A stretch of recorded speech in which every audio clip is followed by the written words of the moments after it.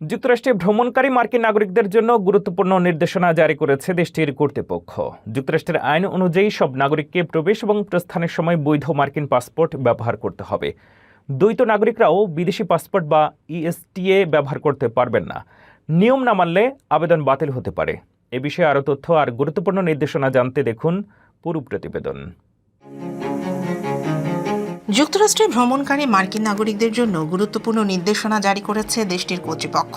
যুক্তরাষ্ট্রের আইন অনুযায়ী সব মার্কিন নাগরিককে দেশটিতে প্রবেশ ও দেশ ত্যাগের সময় অবশ্যই বৈধ মার্কিন পাসপোর্ট ব্যবহার করতে হবে। এই নিয়ম দ্বৈত নাগরিকদের ক্ষেত্রেও সমানভাবে প্রযোজ্য। কর্তৃপক্ষ জানিয়েছে, কোনো ব্যক্তি যদি একই সঙ্গে যুক্তরাষ্ট্র ও অন্য কোনো দেশের নাগরিক হন, তাহলেও তিনি যুক্তরাষ্ট্রে যাতায়াতের ক্ষেত্রে বিদেশি পাসপোর্ট ব্যবহার করতে পারবে না।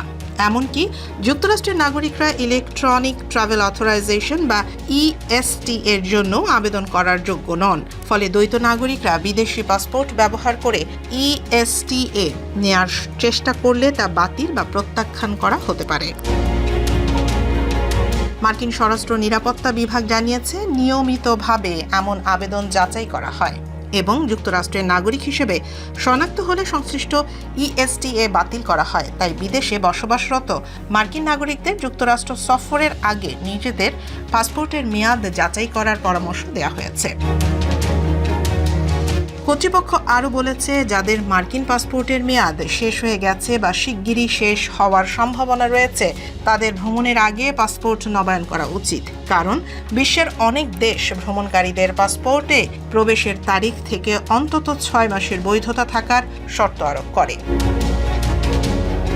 ভ্রমণ পরিকল্পনার আগে প্রয়োজনীয় কাগজপত্র হালনাগাদ রাখার আহ্বান জানিয়েছে মার্কিন কর্তৃপক্ষ। এতে করে বিমানবন্দর বা সীমান্তে অপ্রত্যাশিত জটিলতা এড়ানো সম্ভব হবে বলে মনে করা হচ্ছে।